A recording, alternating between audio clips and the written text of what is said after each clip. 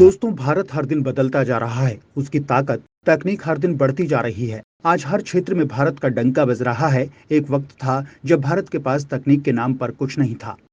तब अमेरिका जैसे देश उसका मजाक बनाया करते थे। लेकिन अब भारत ने खुद की ऐसी तस्वीर बदली है जिससे दुनिया के बड़े बड़े देशों की बोलती बंद हो गई है। अब जल्द ही भारत स्पेस में अपनी ऐसी छाप छोड़ने जा रहा है जिसके बाद वो अमेरिका, रूस, चीन जैसे देशों के बराबर खड़ा हो जाएगा। भारत की ये कामयाबी इन देशों को हैरान कर देगी, क्योंकि जहां वो ये समझते थे कि भारत जैसा विकासशील देश कुछ नहीं कर सकता है, आज वही देश उनके बराबर खड़ा है। दो भारतीयों को अंतरिक्ष में ले जाने वाले भारत का पहला मिशन गगनयान साल 2024 में प्रक्षेपित होगा, जिससे भारत की स्पेस में धाक जम जाएगी। भारत की ये कामयाबी जहां हम भारतीयों को गर्व महसूस करा रही है, वहीं इन देशों की सांस भी अटका रही है, क्योंकि अब इन देशों को लगने लगा है कि वो दिन दूर नहीं जब भारत इनसे आगे निकल जाएगा। भारत के गगनयान की खासियत देखकर वो ये सोचने पर मजबूर हो गए हैं कि वो कैसे इसका सामना करें और भारत को आगे बढ़ने से रोकें।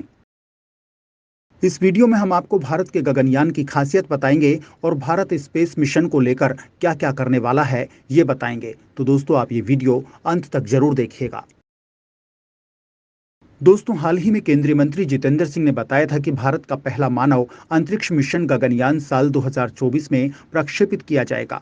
ये मिशन वैसे तो साल 2022 में स्वतंत्रता की 75वीं वर्षगांठ पर प्रक्षेपण करने की योजना थी, लेकिन कोविड-19 महामारी की वजह से मिशन में देरी हो गई। लेकिन अब इस गगनयान मिशन की पहली परीक्षण उड़ान इस साल के अंत में होने की उम्मीद है।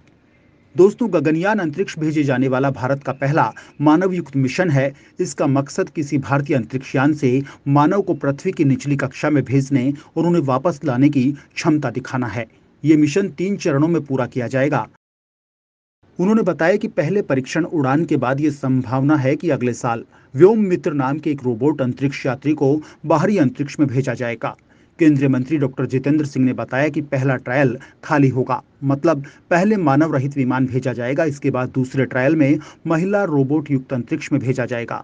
पहले परीक्षण उड़ान के बाद अंतरिक्ष में मादा दिखने वाले ह्यूमनाइड रोबोट व्योम मित्र को अगले साल बाहरी अंतरिक्ष में भेजा जाएगा। इन दोनों मिशन के आधार पर तीसरा मिशन होगा। तीसरे मिशन में 2 लोगों को स्पेस फ्लाइट में भेजा जाएगा। अधिकारियों के मुताबिक परीक्षण उड़ान के दौरान अंतरिक्षयान को 15 किलोमीटर की ऊंचाई पर भेजा जाएगा, जिसके बाद अंतरिक्ष विज्ञानी मिशन को खत्म करने वाली परिस्थितियां पैदा करेंगे, ताकि पैराशूट के जरिए चालक दल के सदस्यों की धरती पर वापसी सुनिश्चित की जा सके। दूसरी परीक्षण उड़ान के दौरान गगनयान के चालक दल को और अधिक ऊंचाई पर ले जाया जाएगा और मिशन की समाप्ति वाली समान परिस्थितियां पैदा की जाएंगी, ताकि प्रणाली को यात्रियों की वापसी के लिहाज से उपयुक्त बनाया जा सके। गगनयान के तीसरे मिशन के लिए भारत ने वायुसेना के 4 लड़ाकू पायलटों को चुना है। इन्हें रूस में प्रशिक्षण दिया गया है। इनमें से 2 को भारतीय अंतरिक्ष अनुसंधान संगठन की ओर से गगनयान मिशन में अंतरिक्ष यात्रा पर भेजा जाएगा। यह मिशन लोअर अर्थ ऑर्बिट लियो तक जाएगा, जो पृथ्वी की सतह से 2000 किलोमीटर ऊंचाई तक माना जाता है। इन अंतरिक्ष यात्रियों को 7 दिन के लिए पृथ्वी के लो ऑर्बिट में चक्कर लगाना होगा। इसके बाद स्पेस क्राफ्ट धरती पर वापस आएगा। उससे पहले यह अपने सर्विस मॉड्यूल और सोलर पैनल्स को अपने से अलग कर देगा। नीचे आते वक्त इसकी स्पीड लगभग 216 मीटर प्रति सेकंड होगी। गगनयान स्पेस क्राफ्ट को नियंत्रित करने के लिए और सुरक्षित नीचे आने के लिए इसमें 2 पैराशूट सिस्टम लगाए गए हैं। अगर एक फेल भी हो गया तो दूसरा सुरक्षित लैंडिंग के लिए काफी होगा। पैराशूट इसकी स्पीड को लगभग 11 मीटर प्रति सेकंड कर देगा। इसके बाद स्पेस क्राफ्ट को बंगाल की खाड़ी में उतारा जाएगा, बिल्कुल इसे समुद्र में उतारा जाएगा। इस तरह की लैंडिंग को स्प्लेश डाउन लैंडिंग कहा जाता है। गगनयान मिशन के जरिए भारत अंतरिक्ष में एक नया अध्याय रचेगा। इस मिशन के बाद भारत, रूस, चीन और अमेरिका के बाद अंतरिक्ष में स्पेस फ्लाइट भेजने वाला चौथा देश बन जाएगा। इसके साथ ही इस मिशन में जिस व्योम मित्र नाम के रोबोट को अंतरिक्ष में भेजा जा रहा है, इस रोबोट को इसरो ने ही डेवलप किया है। इस मिशन को लॉन्च करने के लिए 500 से ज्यादा इंडस्ट्री शामिल हैं। इसके लिए कई रिसर्च मॉड्यूल्स बनाए गए हैं, जिसमें भारत में निर्मित रिसर्च मॉड्यूल्स भी शामिल हैं। ये सारे आंकड़े बताते हैं कि भारत तकनीक के मामले में कितना आगे बढ़ चुका है। गगनयान मिशन की घोषणा प्रधानमंत्री नरेंद्र मोदी ने 15 अगस्त 2018 को लाल किले से की थी। 10,000 करोड़ रुपए की लागत वाली गगनयान परियोजना की घोषणा के बाद भारत के वैज्ञानिक दिन रात इसकी तैयारी में लगे रहे हैं। इसरो इस मिशन में शामिल क्रू और अंतरिक्ष यात्रियों को प्रशिक्षित करने के लिए नई सुविधाएं विकसित करने पर काम कर रहा है। IAF के 4 पायलट प्रशिक्षण ले रहे हैं। फिलहाल अंतरिक्ष एजेंसी ने अभी तक 4 पायलटों का विवरण जारी नहीं किया है, जो देश के अंदर से अंतरिक्ष में लॉन्च करने वाले भारत के पहले अंतरिक्ष यात्री हो सकते हैं। इसरो शुक्र की कक्षा में भेजने के लिए एक अंतरिक्ष यान तैयार कर रहा है। इस मिशन का नाम शुक्रयान है। इस मिशन के तहत यह अध्ययन किया जाएगा कि सौर मंडल के सबसे गर्म ग्रह की सतह के नीचे क्या है और इसे घेरे सल्फ्यूरिक एसिड के बादलों के नीचे क्या रहस्य है। शुक्र का वातावरण काफी जहरीला है और पूरा ग्रह सल्फ्यूरिक एसिड के बादलों से ढका हुआ है। भारतीय अंतरिक्ष अनुसंधान संगठन के अध्यक्ष एस सोमनाथ के अनुसार शुक्र पर स्पेसक्राफ्ट भेजने के लिए सालों से रिसर्च की जा रही है और अब इसरो के पास इस मिशन के लिए प्लान तैयार है। विंसियन साइंस पर एक बैठक में एस सोमनाथ ने कहा था कि शुक्र मिशन की परिकल्पना की गई है और परियोजना रिपोर्ट तैयार की गई है। उन्होंने वैज्ञानिकों से उच्च प्रभाव वाले परिणामों पर ध्यान केंद्रित करने को कहा है।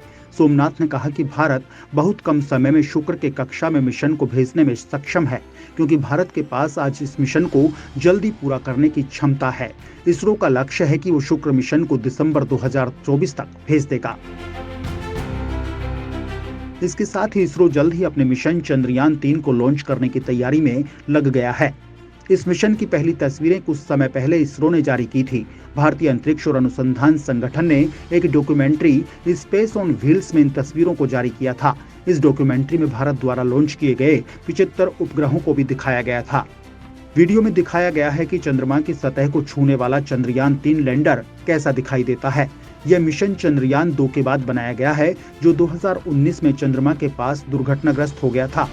यह सतह से करीब 350 मीटर की ऊंचाई से तेजी से घूमते हुए जमीन पर गिरा था। इसरो का कहना है कि उनकी कोशिश है कि इस साल के अंत या 2023 की शुरुआत में इस मिशन को लॉन्च कर दिया जाएगा। इसरो के आगामी मिशन में आदित्य L1 भी शामिल है। इस मिशन को पृथ्वी सूर्य प्रणाली के पहले लैग्रेंज बिंदु में रखा जाएगा। ये सूर्य के कई गुणों जैसे कोरोनल मास इजेक्शन के डायनेमिक्स और ओरिजिन के बारे में पता लगाएगा। भारत पहले से ही यूरोपीय अंतरिक्ष एजेंसी के साथ मिलकर चंद्रमा और सौर मिशनों को ट्रैक करने के लिए एक नेटवर्क बनाने के लिए काम कर रहा है। इसके अलावा भारतीय अंतरिक्ष अनुसंधान संगठन ऐसे कुशल भू समकालिक संचार उपग्रह यानी GSAT तैयार कर रहा है, जिन्हें उपभोक्ताओं की मांग के अनुसार फ्रीक्वेंसी और बैंड विड्थ बदलकर फिर से विन्यासित किया जा सकता है। इसरो के अध्यक्ष एस सोमनाथ ने बताया कि जियोनसिक्रोनस उपग्रह दूरसंचार, टेलीविजन प्रसारण, उपग्रहों से समाचार संकलन, मौसम पूर्वानुमान, आपदा चेतावनी, तलाशी और बचाव अभियानों समेत विभिन्न क्षेत्रों में भारत की संचार जरूरतों का मुख्य आधार है। एस सोमनाथ ने बताया कि हम आने वाले सालों में कुछ कुशल जियोनसिक्रोनस उपग्रह विकसित करने पर विचार कर रहे हैं, जिन्हें मांग के अनुरूप फिर से विन्यासित किया जा सकेगा। उन्होंने कहा कि कुशल जीसैट स्पॉट बीम का आकार उपभोक्ताओं की मांग के अनुसार बदलने में सहायक होंगे, जो उपग्रह द्वारा भेजे जाने वाले लक्षित और उच्च शक्ति वाले रेडियो सिग्नल होते हैं। इन बीम को प्राप्त करने वाले एंटीनों के आकार में भी बदलाव में ये सहायक होंगे। सोमनाथ ने कहा कि इसरो आंतरिक रूप से प्रौद्योगिकी का प्रदर्शन करेगा, वहीं ये निजी क्षेत्र को ऐसी सेवाओं के विकास और उन्हें बाजार में लाने के लिए प्रोत्साहित करेगा। दोस्तों, भारत के स्पेस मिशन को लेकर जिस तरह से ताकत बढ़ती जा रही है, वो बड़े बड़े देशों को डरा रही है। चीन, अमेरिका जैसे देशों की साख खत्म हो रही है। उन्हें अपनी सत्ता खोने का डर सताने लगा है। अब देखना होगा कि कब भारत इन सबसे ऊपर अपनी सत्ता कायम करता है।